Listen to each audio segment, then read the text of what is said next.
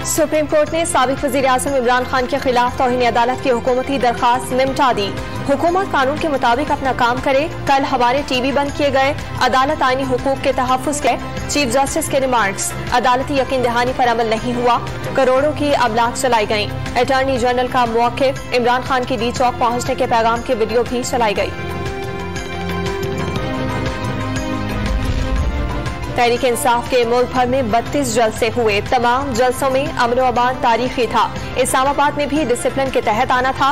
PTI रहनुमा बाबर अबान का हुकूमत पर हालात खराब करने का इल्जाम।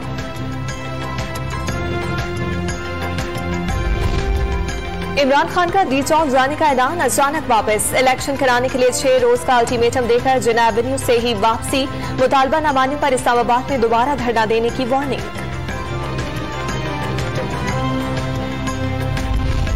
हुकूमत ने इमरान खान का अल्टीमेटम मुस्तरद कर दिया। कान खोलकर सुन ले, इंतखाबात का ऐलान हुकूमत, इत्तेहादियों और अवाम की मर्जी से होगा।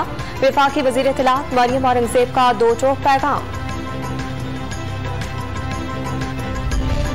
हुकूमत अपने जाल में खुद फंस गई। Time fish. 31 मई तक अहम फैसले होंगे, सबका फायदा होगा।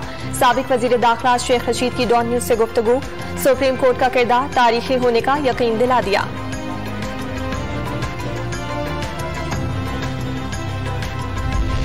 कराची में गिरफ्तार पीटीआई के 20 कारकुनान को रिहा करने का हुक्म। जिला जुनूबी की अदालत ने दफा 188 के तहत दर्ज मुकदमात खारिज कर दिए।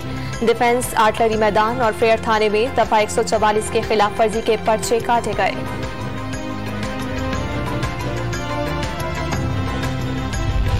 इस्लामाबाद के डी चौक और जिना एवेन्यू से पीटीआई कारकुनान की वापसी। रेड जोन से भी कारकुनों को निकाल दिया गया।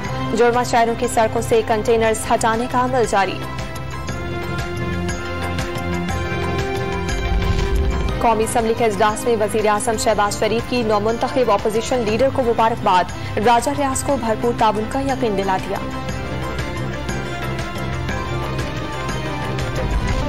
सिंध हाई कोर्ट ने पसंद की शादी करने वाले जोड़े को एक साथ रहने की इजाजत दे दी। अगवा के मुकदमे में लड़के की जमानत मंजूर। और लाहौर में आटा चक्की मालिकान ने आटे की कीमत में 3 रुपए फी किलो का इजाफा कर दिया। कीमत 93 रुपए किलो मुकर्रर।